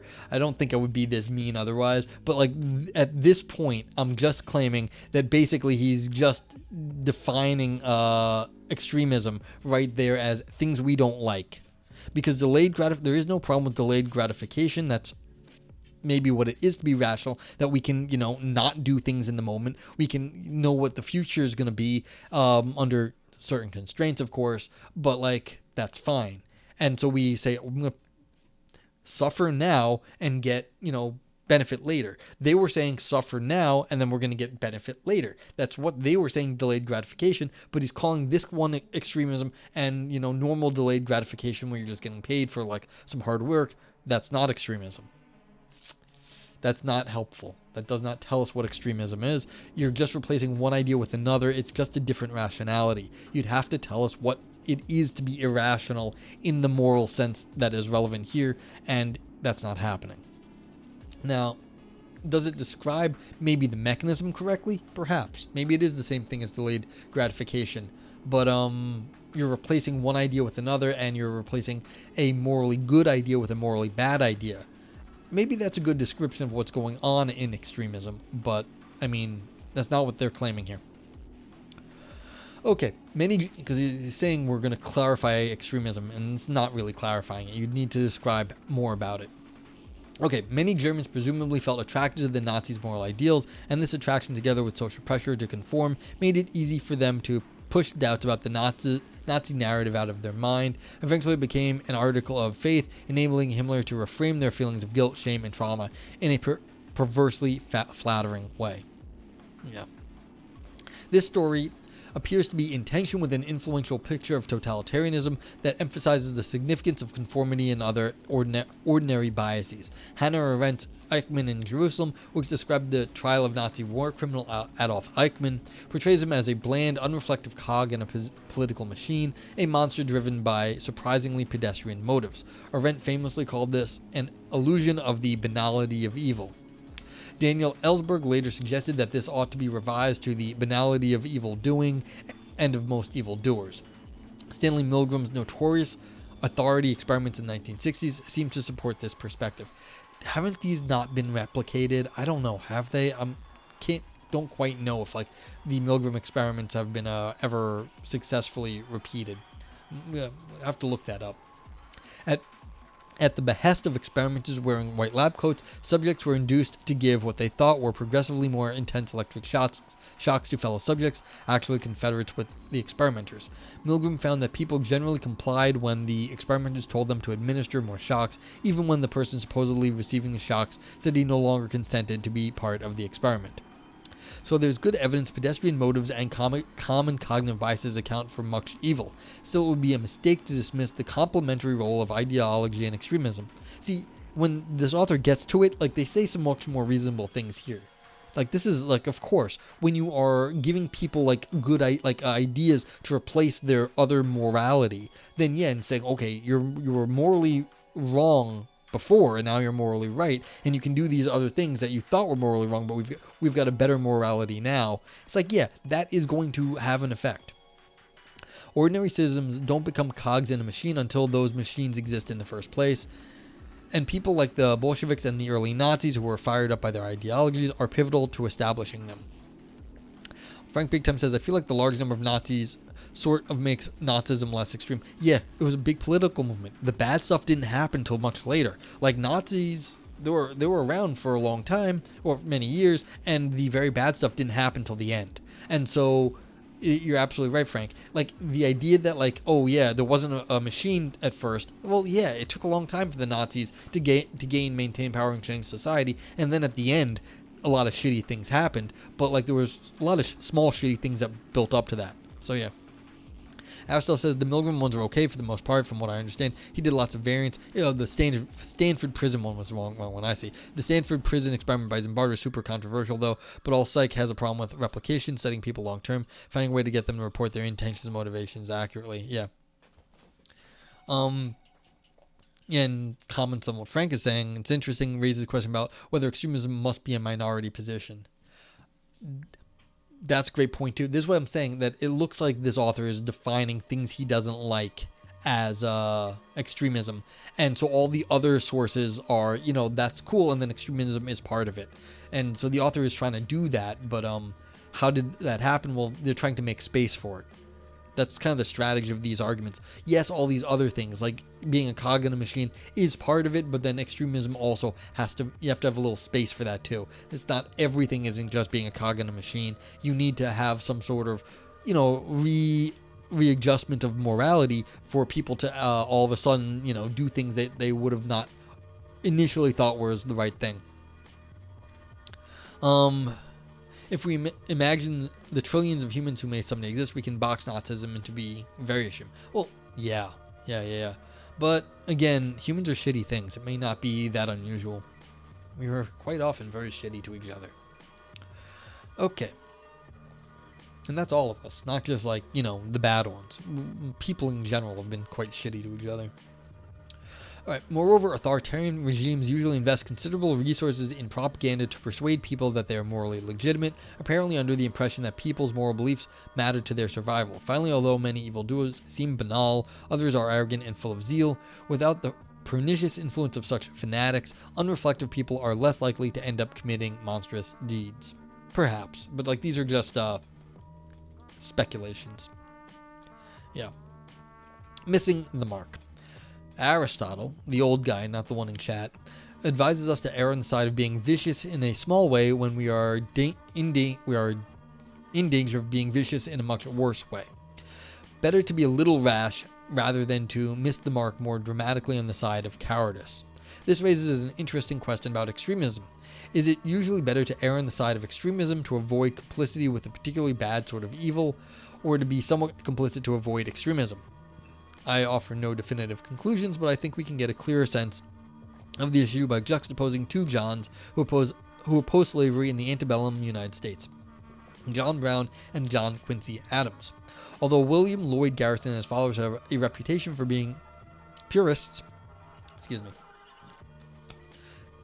the most plausible case of an abolitionist extremist is John Brown, who is most famous for the 1959 raid on Harper's Ferry. His actions against the federal arsenal in Virginia with a small band of supporters were intended to start a massive slave rebellion that would end slavery once and for all. Yeah, see, again, this is interesting because he did not justify the claim that John Brown is an extremist. He might be, but it's not justified here. He's just saying it is. This is how it is. Okay, perhaps he succeeded in a roundabout way. His actions precipitated the American Civil War, which ended with the abolition of legalized slavery in the United States and the extension of citizenship to the formerly enslaved. There's much to admire about John Brown, not least his courage and consistency. Many prominent Americans have praised Brown and his actions. Philosopher Ralph Waldo Emerson gushed that hanging Brown would make the gallows as holy as the cross. Nevertheless, I think there are good reasons to be critical of Brown. There's good reasons to be critical of everyone, my friend. The first is Potawatomi Massacre of 1856. This occurred in the context of Bleeding Kansas, a smaller civil war or proto-civil war that preceded the conflagration of the 1860s. Pro-slavery and anti-slavery Free Soil factions fought over the territory that would become the state of Kansas, whose entry into the Union either a free state or a slave state would tip the national balance of power for or against slavery. In response to aggression from the pro-slavery side, including the caning of Senator Charles Sumner, an opponent of slavery, on the floor of the United Senate at the hands of South Carolina Representative Preston Brooks, Brown led a small group of his followers on a retributive mission. They abducted 5 slavery supporters in the middle of the night and killed them. Some were hacked to death with broadswords or else mutilated after they'd been killed. Apparently this was done to terrify those on the pro-slavery side. Brown's victims included 3 members of the Doyle family who supported slavery but were poor and not slave owners themselves. The abolitionists spared the youngest Doyle son, who was only 16. Participation in the massacre traumatized 2 of Brown's sons who had done some of the most grisly work, and the slaying seemed to have backfired. Potawatomi had clearly succeeded in sowing terror among slavery partisans, but it failed to produce the restraining fear that John Brown Jr. believed to be its intent. Instead of deterring violence, the massacre incited it. Okay, so they fucked it up. Brown's signature action, the raid on Harper's Ferry, is more defensible than the Potawatomi massacre. Nevertheless, the rebellion that Brown wanted to start likely would have resulted in tens of thousands of deaths or more had it been successful, and if it got going in earnest before being squelched, the blowback could have been horrendous. Oh, come on. This is just alternate history crap. Yes, of course, war was bad. Many people die. And if it didn't work out the way you wanted, it would have been very sad. Okay, but that's not saying anything about John Brown, saying if you fuck up, it's worse. That's it. Yeah, I know. When the 1831 slave rebellion in Virginia led by Nat Turner failed, paranoid white mobs killed upward of 200 blacks, sometimes gruesomely, including many who had nothing to do with the rebellion. The response of whites to a much larger insurrection can be imagined. This is crap. The rebellion might also have marginalized the abolitionist cause in the North, where its foothold was tenuous. As it was, the first person to lose his life during Brown's raid was a free black man, Hayward Shepherd, whom one of Brown's men shot in confusion. Brown's actions at Harper Ferry did contribute to the demise of slavery in the United States, though not because he was militarily successful. Instead, his actions increased the centrifugal political forces that were already pulling the United States apart over slavery. Brown's success, if it can be called that, depended on a lot of moral luck, as contemporary admirer Susan Neiman admits. Given that the moral stakes were so high, and that Brown seemed to lack a lot of relevant knowledge about the likely consequences of his actions, I doubt that his raid on Harper's Ferry was justified. Admittedly, there's plenty of room for good faith disagreement here. Yeah, I don't like... yeah, if you're a historian, you can argue whether or not it was actually good or he was justified or whatever. That doesn't mean that this author can claim extremism, because we're always acting under incomplete information. And so anyone who acts under incomplete information then is an extremist if they're not doing something that's completely above board and just boring and nothing. That's a problem here, because we are always under incomplete information, and quite often on moral topics too. And so if we choose one way and it works out bad, are we extremists then? No, we were doing the best we could at the time with the information we had. And now we might be extremists, but this author doesn't get to make that claim. So Aristotle says, right, but in this context, isn't the Brown example supposed to say that it's okay to be extreme if the alternative is complicit in monstrosity? Actually, I think the author is going the other way. Yeah, so right here, let's see what the author says, because we want to see what, I don't know if we actually got to the, because he said right here, I doubt that the raid, his doubt on was justified, and that I took as the author disagreeing with it. Okay, but let's see. There's a good case to be made that Brown was an extremist. He clearly had an intense conviction that slavery should be destroyed. He also seemed to be unable or unwilling to reflect on his ideals and the means he took to promote them. Frederick Douglass tried to dissuade Brown from his designs on Harper Ferry. He thought that Brown would quickly be surrounded by troops, as indeed happened, but Douglass found Brown impervious to his cogent arguments. Brown's moral rigidity extended beyond slavery. Like Carrie Nation, he destroyed jugs and barrels of whiskey. He wanted his post-rebellion society to ban profane swearing, filthy conversation, indecent behavior, or indecent exposure of the person, or intoxication or quarreling shall not be allowed to be tolerated, neither unlawful intercourse of the sexes. That's funny. Although it's hard to know exactly what was going on in his mind, it's plausible that Brown's opposition to slavery and other vices was so intense that it compromised his ability to perceive either moral constraint on his means or practical limits on what he could hope to achieve. Yeah, so I don't think the author here is at all agreeing with Brown. And they're trying to throw in more things here, pile on. Okay, even if we don't think that the Harper's Ferry thing was extremist, all this other stuff looks like that Brown may have been an extremist sort of person. And that would be a vice, because you can see it's again going back to the rationality. Compromised his ability to perceive either moral constraints on his means or practical limits on what he could hope to achieve. Again, it's going back to the reflection here. It's messing up with his impervious to cogent arguments. And so, again, but this I think is unfair, because just because Frederick Douglass disagreed with the methods, that doesn't mean John Brown was wrong. Frederick Douglass didn't know the future either. Now, maybe I'm siding with the extremists here, and I am at the moment. But again, this is a little too strong, I'm saying, with the author's claims, because we are often under moral. We don't know the moral outcomes. We just won't know them, and we have to make decisions anyway. Especially on something like, okay, slavery is happening and we have to do something about it. So does this put me on okay, and so we're adding up goods and bads. And I hate this sort of consequentialist thoughts. How do you actually add up all the goods and bads of a moral decision? We can't do it. It's very hard. But that's the thing. But using this as a way to label extremism I feel is revealing the author's biases, not actually understanding much about what it is to be an extreme person. Now, if you're just going to define it in this way as being impervious to cogent arguments, yeah, but that's just descriptive and not very helpful. Okay. Author continues, very different temperamentally from Brown was U.S. President and later Congressman John Quincy Adams. Towards the end of his life, Adams, despite his conservative disposition, increasingly found himself gravitating towards abolitionism, which was then considered a radical position. While he was a member of the House of Representatives, he argued against the so-called gag rule that prevented slavery from being critically discussed, and in 1844 he succeeded in getting it repealed.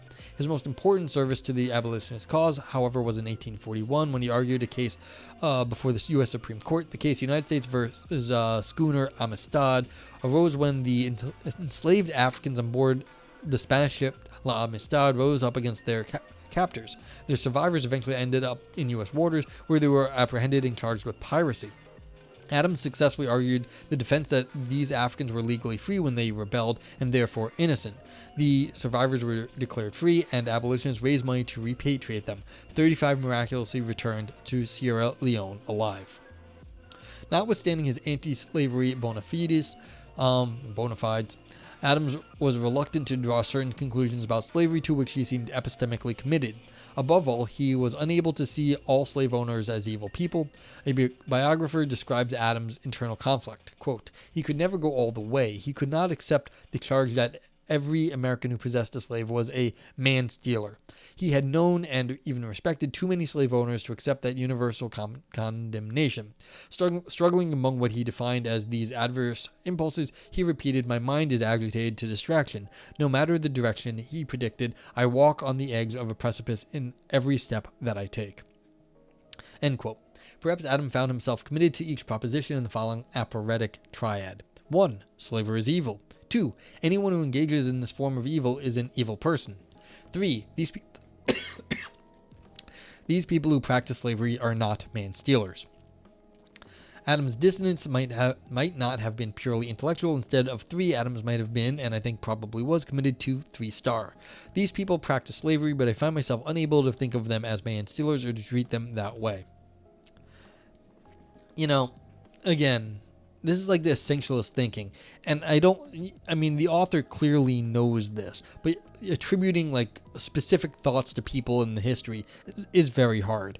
And it's everyone who owns slaves may not have been a bad person. Someone may have owned a slave as a little kid because they inherited it. Was it the kid's fault that he owned a slave because his parents died when he was 2 years old? No. But was that baby a man-stealer at that point? No. Baby was baby, not a man-stealer. Aristotle says this is a really weird argument. What really is the argument for slavery? Not being able to construct a strong argument for chattel slavery in America isn't weakness. Yeah, I know. Like, this is not a good argument. Frank says, when evil is inherently subjective and a spectrum, of course some people we like will also be evil. Yeah, like, this is the thing. There's going to be a lot of good people that don't have the best, not everyone's a perfect person. You can still call them evil, yeah. Well, you might have trouble, like, like some people you might really like have done terrible things. It's like, what was it? John Brown, who did a lot of civil rights work, also went to jail for beating his wife or something. It's like, was he evil for beating his wife? Yes. Was he evil when he was supporting, civil rights? No. Like, are you going to have mixed feelings about John Brown, who is a American football player, and then went to movies, and he worked on civil rights, and then he also went to jail for beating his wife for domestic abuse? So it's like, is he a perfect human being? Clearly not. Now, did he do things that we think are good? Yes. Did he do things we think are bad? It's like, well, yeah, this is what happens. You've got complicated people. Not everyone's perfect. And like this example where, like, someone inherited slaves. Not all Nazis are bad. I had a teacher in college who was a member of the Nazi Party. He said, yeah, then the war ended, I turned 2 and I stopped being a member of the Nazi Party. His parents registered him because everyone was registered as a Nazi, and he was registered as a baby. And so he was on the books as a member of the Nazi Party. Is he a Nazi? Like, in like any bad sense? No, it was a book. It was a bureaucratic label. That was all it was. Valpo says, Case probably thinks evil is objective, but it's weird for him to prefer Quincy Adams over John Brown. I find this very strange. Like, this is evil, and how do you think evil is objective? Like, maybe that's the case, but I don't understand this argument really. It's like, yeah, like slavery itself is evil. People have circumstances, and they can treat their slaves better than other people. Like, I'm not trying to justify slavery here. I'm just saying that, like, maybe, like, you might not be the worst person ever. You might not be a good person, but you might not be the worst person ever. So, is the cognitive component not being able to consider alternatives? Is that phrasing? I don't know where you're looking, but, like, perhaps. But, like, people are complicated. Like I said, some people do good things, and they do good and bad things. Is the cognitive component where? I don't know where that is, sorry. It's hard to do this in real time.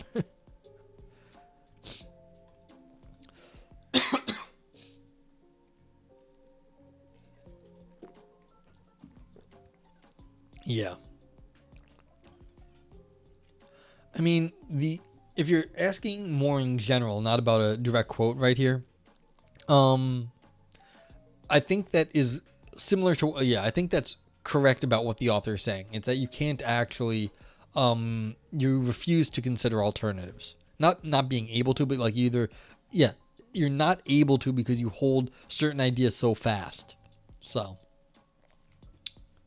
but like, yeah, this is the problem. And they're just going to go with they're saying anything is like inconsistent is epistemically irrational. Yeah, I know that, but life is hard. Like, things, like, not everything is going to be consistent. Like, seriously, like, how, like, have you never had, like, people who've done, like, good things and bad things and be like, well, you're inconsistent and epistemically irrational? No shit, Sherlock. So is, like, the whole world is full of a gray area. All right, let's get through this.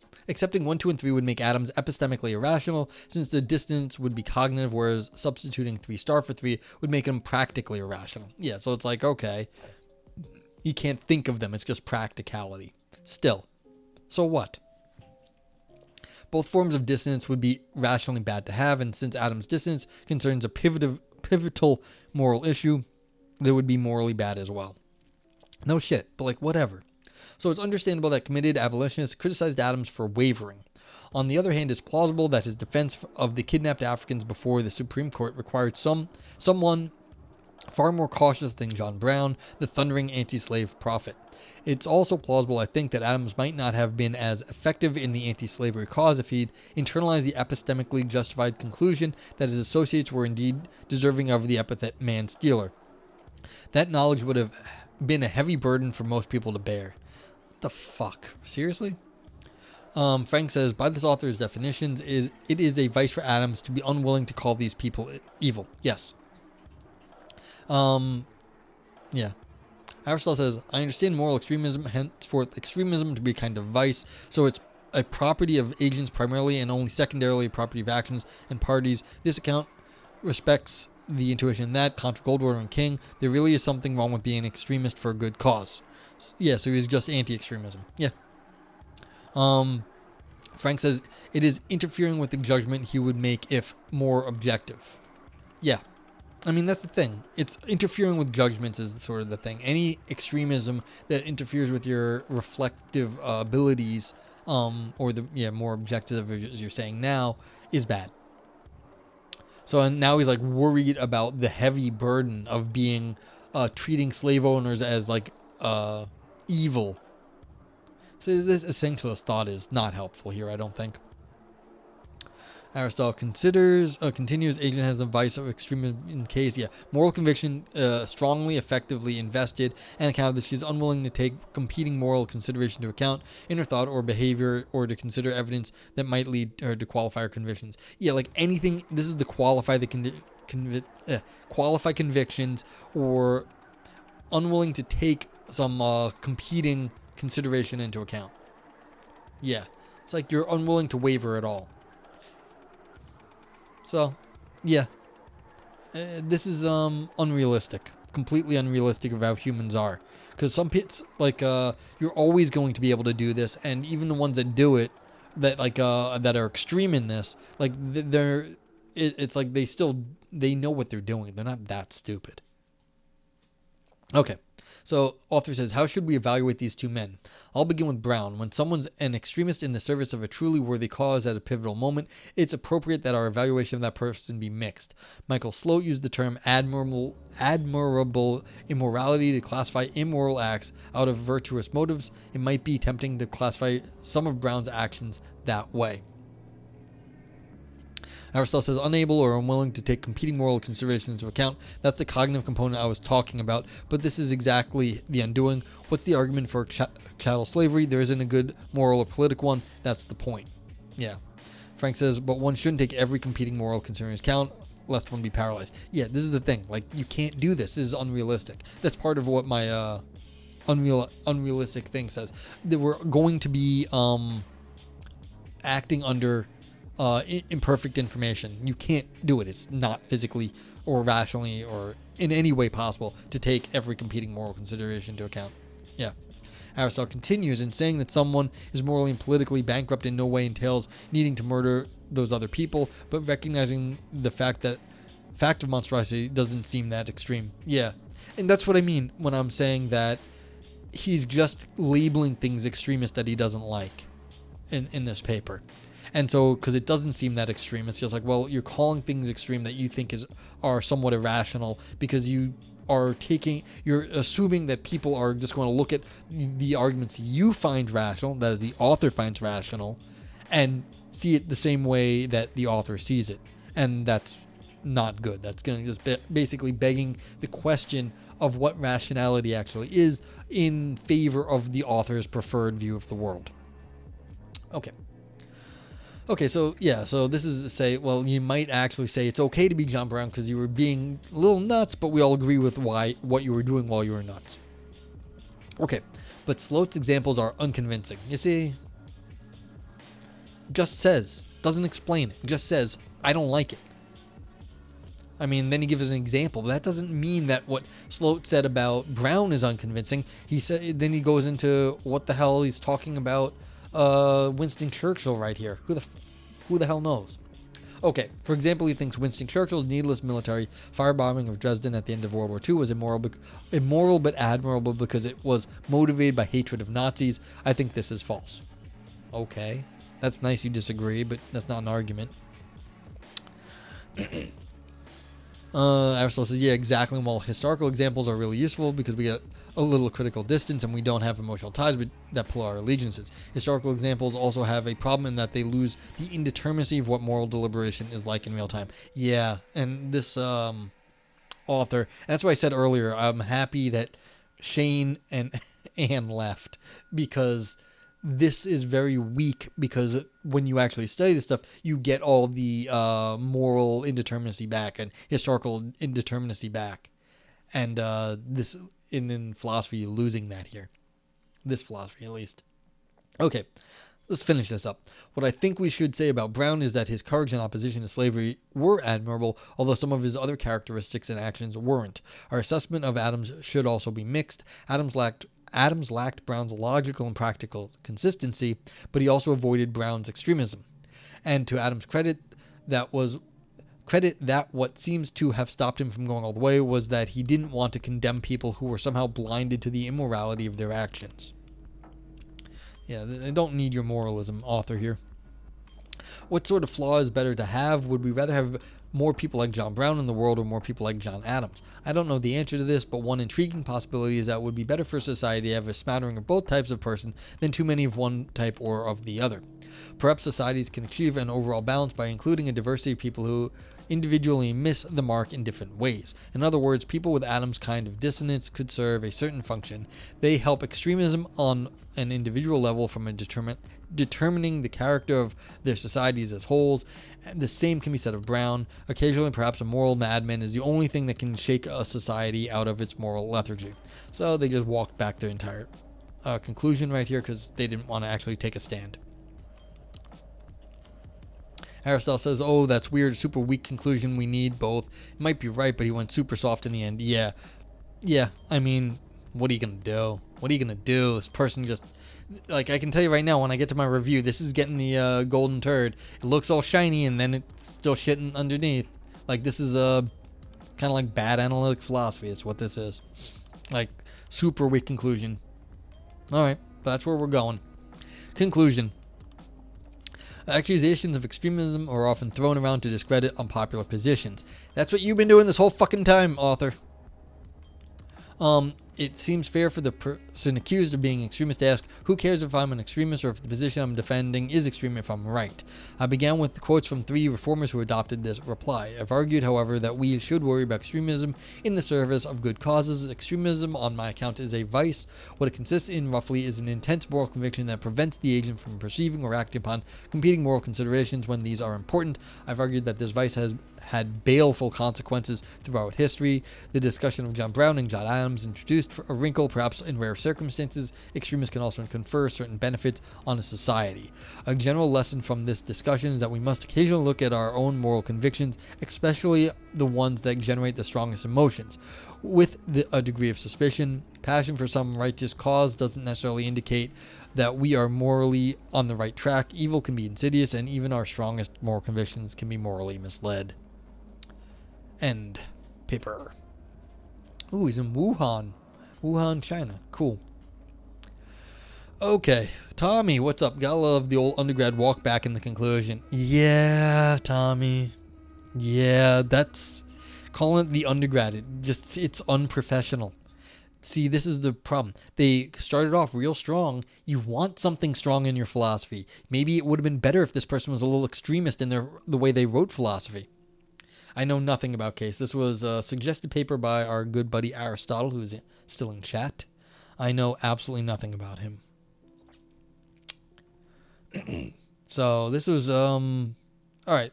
I don't think there's anything I need to point to, but let's go get to the review. Anyone here now is now free to review the paper. You can use, the way to do it is you can type in the text or just copy the emotes out of that messaging chat. He's very vocally conservative on Twitter. This was a very conservative paper because it always came back to the rationality. If he didn't understand it, it wasn't good enough. If he couldn't explain it, it wasn't good. This is like, yeah, this is shrivel and turd. That's what it is. This didn't have a whole lot of fun ideas. So what are we going to do? Yep, we've got 2 shrivels. We're going to do some more. This is getting doubled up on the shrivel. We're getting like, we're doing 4 shrivels because they promised a lot and did not come through. It's going to get 2 poops because in the end, you saw what happened. Looked like a great argument, and then at the end, fucking fizzled out. And it's going to get a slice and dice because it did actually attempt to do the analytic philosophy thing. So, nog, knife. Nope. Yeah. Wait. Shoot. Huh? Why is that not working? Alrighty.